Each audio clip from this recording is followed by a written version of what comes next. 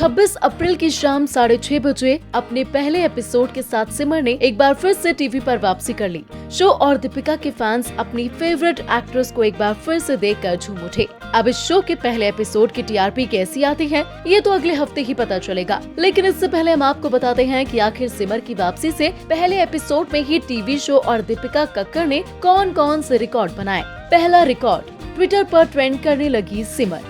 Show का पहला episode on air होने से पहले और ऑन एयर होने के दौरान सिमर अचानक से ट्विटर पर ट्रेंड करने लगी। इस खुशी को दीपिका ने भी एक इंस्टाग्राम स्टोरी के जरिए शेयर किया और कहा कि वो जानती हैं कि इस तरह से ट्रेंड में आने के पीछे कितनी मेहनत होती है। ट्विटर के इंडिया ट्रेंड में hashtag Deepika is back as Simar trend कर रहा था और ये काफी देर तक ट्रेंड करता रहा। आपको बता दें कि अक्सर ट्विटर या किसी भी सोशल मीडिया पर कोई शो या एक्टर तभी ट्रेंड करता है जब उनके फैंस उसके बारे में काफी ज्यादा बात कर रहे हो। यानी कल शाम से ही ससुराल सिमर का सीजन 2 और दीपिका कक्कड़ की बातें खूब हो रही हैं और जाहिर तौर पर इससे शो को फायदा ही मिल रहा है। आइए अब आपको बताते हैं कि पहले एपिसोड में दूसरा कौन सा रिकॉर्ड बना है।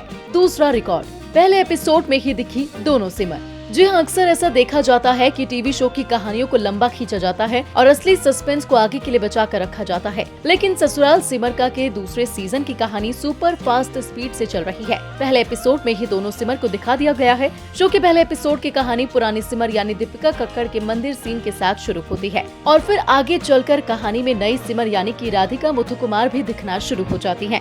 तीसरा रिकॉर्ड, पहले एपिसोड की अच्छी टीआरपी आने के आसार। जी हाँ, इसका तीसरा रिकॉर्ड इसकी अच्छी टीआरपी के तौर पर दिख सकता है। कुल मिलाकर पहले एपिसोड का बज़ अच्छा खासा तैयार हुआ है। उम्मीद की जा रही है कि अगले हफ्ते की टीआरपी लिस्ट में सिमर की कहानी भी आपको टॉप चार्ट में देखने को मिलेगी।